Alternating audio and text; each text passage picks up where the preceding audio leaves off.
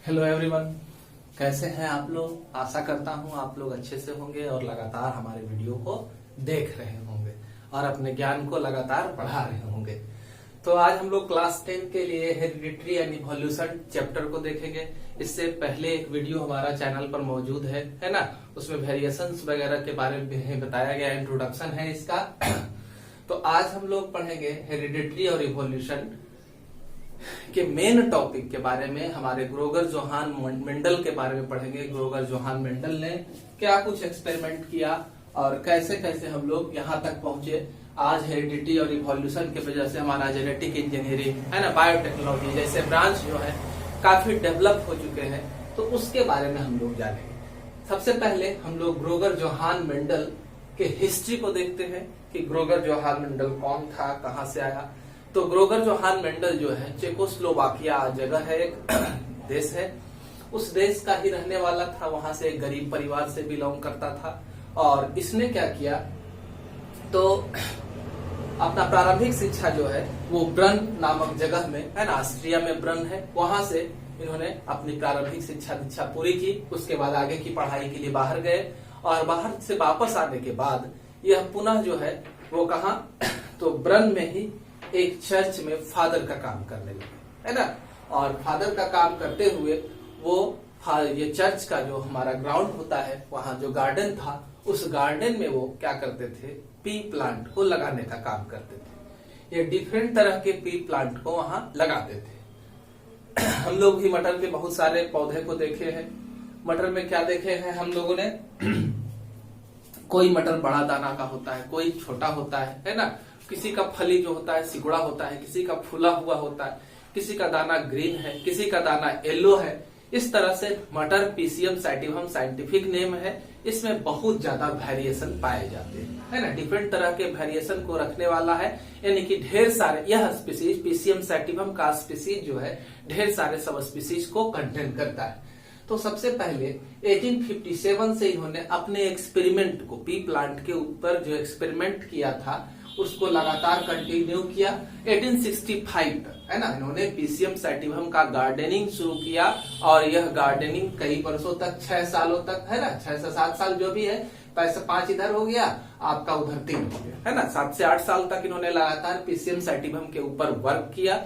और इन्होंने जो भी एक्सपेरिमेंट किया था उसका मैथमेटिकल डाटा और कैलकुलेशन जमा किया है ना। 100, हजारों, लाखों इन्होंने प्रोडक्ट बनाया। और हर बार क्रॉस कराने के बाद कितने सारे प्रोडक्ट बनते थे उनका सब ये लिखित आंकड़ा रिकॉर्ड रखते थे, ठीक है। तो इनका जो प्रयोग था, एक्सपेरिमेंट था किसके ऊपर, प्लांट हाइब्रिडाइजेशन के ऊपर। हाइब्रिडाइजेशन का मतलब क्या होता है, हाइब्रिडाइजेशन का मतलब होता है कि 2 डिफरेंट वेराइटी को हम क्रॉस करके एक न्यू वेराइटी का फॉर्मेशन करते हैं। तो इसी प्रोसेस को क्या कहते हैं, हाइब्रिडाइजेशन कहा जाता है। तो इनका टोटल एक्सपेरिमेंट जो बेस्ड था वो किसके ऊपर था, हाइब्रिडाइजेशन के ऊपर था, ठीक है। तो इन्होंने जब अपना प्रयोग को पूरा किया और पूरा लिखित डाटा इनके पास मौजूद था, तो आज जिस तरह से साइंटिफिक सेंटर होता है, रिसर्च सेंटर होता है, उस समय क्या था, या फिर गांव में चौपाल वगैरह जो लगती है, लोग बैठ के चर्चा करते हैं है ना। तो उसी तरह से ब्रन में एक नेचुरल हिस्टोरिकल सोसाइटी था है ना, जहां पर लोग अपने अपने ज्ञान को बखान करते थे। हमने ये खोजा, हमने ये देखा, हमने ये पाया। तो उसमें इन्होंने अपने सारे डाटा को प्रस्तुत किया। और आफ्टर ऑल इन्होंने एक मैगजीन आती थी वहां की, annual preceding of the natural history society है ना, उसमें अपने डाटा को पब्लिश करवाया 1866 में, ठीक है। लेकिन इनका जितना सारा एक्सपेरिमेंट था वो लोगों की नजर में नहीं आया। इसलिए नहीं आया क्योंकि इनके समकालिक वैज्ञानिक जो थे वो चार्ल्स डार्विन थे। और चार्ल्स डार्विन उस समय इवोल्यूशन है ना के ऊपर वर्क कर रहे थे, यानी कि पृथ्वी पर जीवन कैसे आया, पृथ्वी पर नए नए जीवों की उत्पत्ति कैसे हुई, मनुष्य कैसे बना। तो ये सब चीज की चर्चा में लगे हुए थे और सारा विश्व का ध्यान जो था उनके ऊपर केंद्रित था। इसलिए इनके एक्सपेरिमेंट के ऊपर किसी का ध्यान नहीं जा पाया है ना। इनका जो भी एक्सपेरिमेंट था इसके ऊपर किसी का ध्यान नहीं जा पाया। लोगों ने इनकी बातों को नकार दिया है ना। और बाद में डिस्कवरी हुआ इनके एक्सपेरिमेंट का। और इनकी मौत भी हो गई है ना, बेचारे बिना कुछ लिए, है ना, किसी तरह का प्रतिष्ठा सम्मान पाए बिना इस दुनिया से चले गए। और तब जाकर के 1900 में ह्यूगो डी वेराइस, कार्ल कोरेंस और टी स्टरमार्क कहा जाता है, एरिक स्टरमार्क है ना, 3 साइंटिस्ट थे जिन्होंने फिर से मेंडल के पूरे एक्सपेरिमेंट को दोबारा किया और पाया कि मेंडल ने जितने सारे लॉ दिए थे, जितनी सारी बातों को बताया था, वो लगभग जो था सही था, है ना। तो इतनी जानकारी इससे पहले किसी ने जेनेटिक्स में नहीं दी थी। हेरिडिटरी के बारे में इतनी जानकारी पहले किसी भी साइंटिस्ट ने नहीं दी थी, इस वजह से इनको फादर ऑफ जेनेटिक्स का नाम दिया गया, है ना। Objective question, father of genetics कौन हुए? तो ग्रोगर जून मेंडल हुए, है ना। इनको ग्रोगर जून मेंडल को फादर ऑफ जेनेटिक्स के नाम से जाना जाता है। तो इतना डिस्कवरी इनका था, हम लोगों ने देखा, रिडिस्कवरी को देखा। इसके बाद क्या हुआ? तो इसके बाद मेंडल जो वर्क किए थे उसको हम लोग समझते हैं कि मेंडल ने क्या कुछ वर्क किया था पीसीएम सैटिवम के ऊपर, और मेंडल जो अपने प्रयोग में सफल हुए उसके पीछे क्या वजह था, है ना। मेंडल ने पी प्लांट को सेलेक्ट किया। अगर मेंडल जो है, मेंडल का जो वर्क था वो किस पर था? इनहेरिटेंस पर था। मैंने कैरेक्टर वन जनरेशन से अनदर जनरेशन में जाते हैं, इसके ऊपर उनका सारा एक्सपेरिमेंट था। तो मेंडल अपने इनहेरिटेंस के एक्सपेरिमेंट में सफल हो गए, सक्सेस हो गए। इसके पीछे वजह क्या था? तो इसके पीछे वजह था कि उन्होंने पी प्लांट को सेलेक्ट किया। इसके पीछे वजह था कि उन्होंने क्या किया था? पी प्लांट को सेलेक्ट किया था। इसलिए क्योंकि पी प्लांट का लाइफ स्पान शॉर्ट ड्यूरेशन का होता है, 3 से 4 मंथ का होता है, यानी कि इनको अपने रिजल्ट को गेन करने के लिए लॉन्ग वेट का जरूरत नहीं था, लंबा इंतजार ये नहीं करते थे अपने एक्सपेरिमेंट को, है ना। दूसरा चीज था कि पी प्लांट, पीसीएम सैटिवम जो है वो बाइसेक्सुअल है, मेल और फीमेल पार्ट दोनों को ये रखता है। और साथ में क्या है, तो इसमें मेल और फीमेल पार्ट जो थे वो ज्यादा प्रोमिनेंट थे, आसानी से हम उसको अनडिफ्रेंशिएट कर सकते थे, ठीक है। दूसरा क्वालिटी था, जब ये बाइसेक्सुअल थे तो सेल्फ फर्टिलाइजेशन का प्रॉपर्टी को रखते थे, अपने से ये क्रॉस कर जाते थे, नए सीड का फॉर्मेशन कर लेते थे, ठीक है। साथ में इनके इस एक्सपेरिमेंट के सफल होने के पीछे वजह है कि हमारे पी प्लांट में सब वेराइटी ज्यादा प्रेजेंट थी। सब वेराइटी की वजह से डिफरेंट प्लांट को क्रॉस कराने में इनको आसानी हुई, है ना। तो इस तरह से हमारे मेंडल्स जो हैं वो सफल हुए क्योंकि उन्होंने पी प्लांट को सेलेक्ट किया, पीसीएम सैटिवम को सेलेक्ट किया। उसके बाद आता है कि इन्होंने अपने एक्सपेरिमेंट के लिए क्या कुछ किया, कैसे कैसे किया। जैसे हम एक यहाँ कॉमन फ्लावर को बना रहे हैं। कॉमन फ्लावर में कितना सारा पार्ट है, इसमें हमको एसेसरी पार्ट का आवश्यकता नहीं है, हम यहाँ सिर्फ रिप्रोडक्टिव पार्ट को देखेंगे। तो ये रिप्रोडक्टिव पार्ट में हम बना रहे हैं 2 पार्ट को, मेल और फीमेल रिप्रोडक्टिव पार्ट, एंड्रोसियम और क्या, गाइनेसियम, ये दोनों को हम बना रहे हैं यहाँ, ठीक है। तो ये आपका गाइनेसियम हो गया, ठीक है, ये हो गया एंड्रोसियम हो गया। अब देखें कि इन्होंने अपने प्रयोग के लिए 2 चीज का काम किया। एक किया था इमैस्कुलेशन और दूसरा क्या किया था? बैगिंग किया था। इमैस्कुलेशन प्रोसेस क्या है? तो याद से ध्यान से सुनेंगे। इमैस्कुलेशन प्रोसेस क्या है? Removal of male part with the help of forcep before maturation is called emasculation. और नेक्स्ट है बैगिंग। बैगिंग क्या है? A process in which we covered female part, a process in which we cover female part before maturation with butter paper is called bagging, ठीक है। तो इस तरह से इन्होंने 2 एक्सपेरिमेंट को किया, इमैस्कुलेशन और क्या, बैगिंग। 2 प्रोसेस के द्वारा इन्होंने अपना काम पूरा किया। तो कैसे कैसे क्या किया? तो सबसे पहले मैच्योर्ड होने से पहले मेल पार्ट को यहां से काट करके हटा दिया। मेल पार्ट को काट करके हटा देने से फायदा क्या हुआ कि जो पोलन ग्रेन था वो पोलन ग्रेन वो फीमेल पार्ट स्टिग्मा पर, फीमेल पार्ट के स्टिग्मा पर पहुंच नहीं पाया, है ना, जिससे सेल्फ पॉलिनेशन का काम जो हो गया वो बाधित हो गया, ठीक है। दूसरा है बाहर से इंसेक्ट भी आकर के यहाँ पर पोलन ग्रेन को पहुंचा सकते थे, इसके लिए इन्होंने क्या किया, फीमेल पार्ट को बटर पेपर से इस तरह से ढक दिया है ना, मैचुरेशन से पहले। और फिर डिजायर्ड पोलन ग्रेन को जब मैच्योर्ड हो गए तो इसको हटाया और फिर डिजायर्ड पोलन ग्रेन को यहाँ पहुंचा करके वापस क्या किया, बटर पेपर से इसको ढक दिया है ना। तो इस तरह से इन्होंने अपने एक्सपेरिमेंट को पूरा किया। बात समझ में आया कि एक्सपेरिमेंट करने के लिए इन्होंने क्या कुछ किया।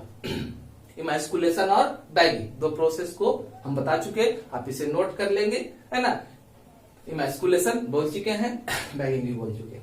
अब मेंडल ने जिन 7 कंट्रास्टिंग कैरेक्टर का यूज किया अपने एक्सपेरिमेंट को पूरा करने के लिए, वो 7 कंट्रास्टिंग कैरेक्टर पी प्लांट के अंदर कौन कौन थे।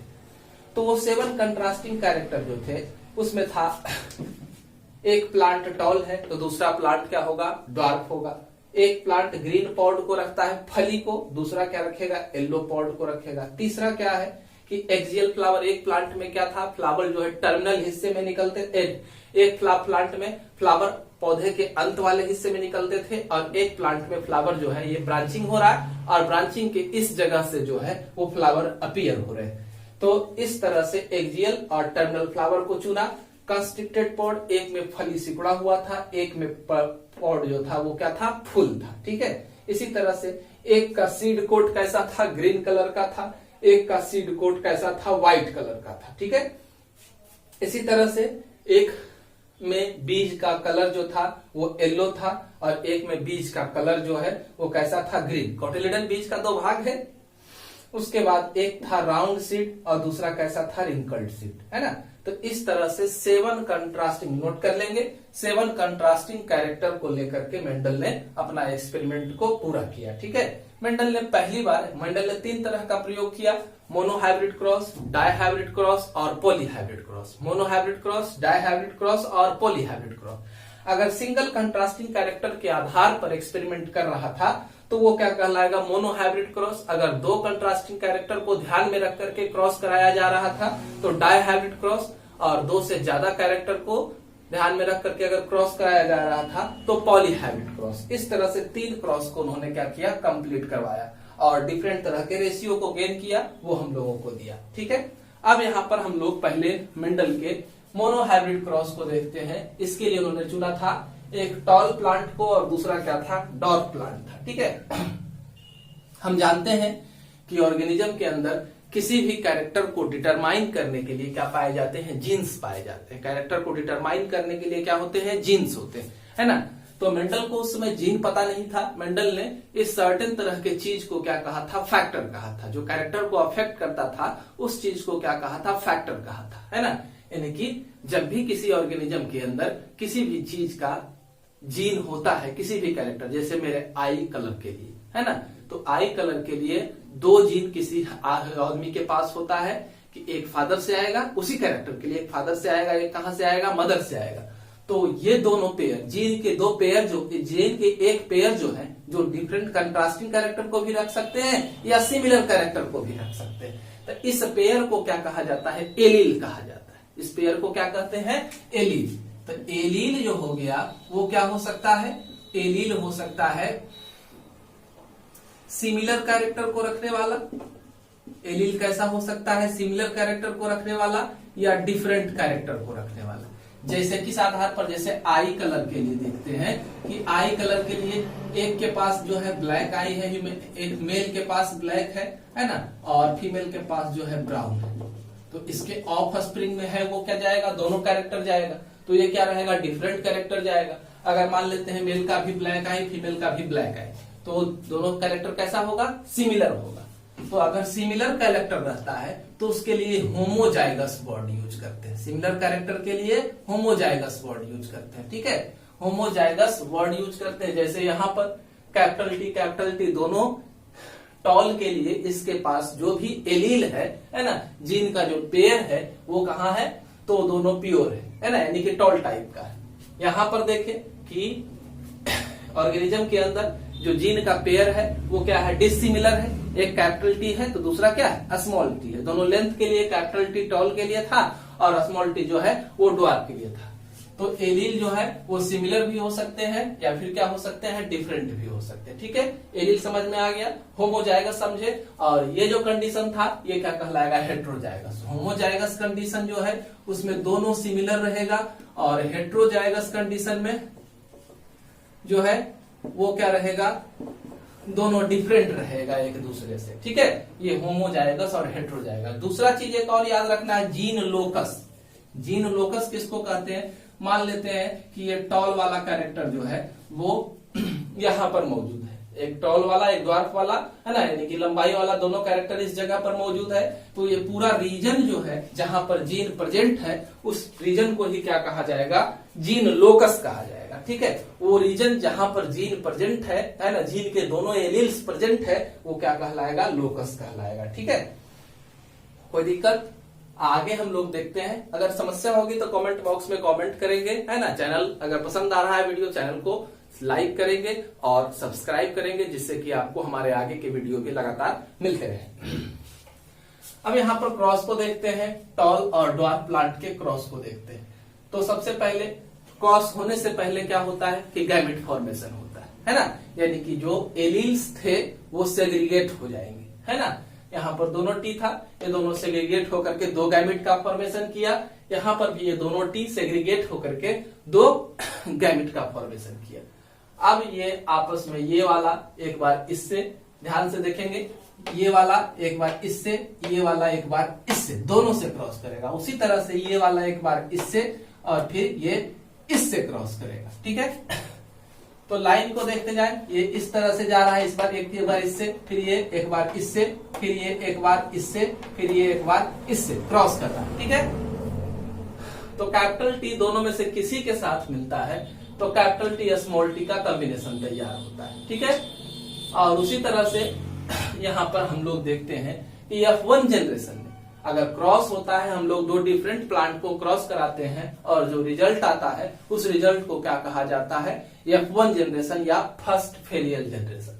F1 जनरेशन या फर्स्ट फेलियर जनरेशन कहा जाता है, जो क्रॉस के बाद रिजल्ट आता है उसे कहते हैं। ठीक है,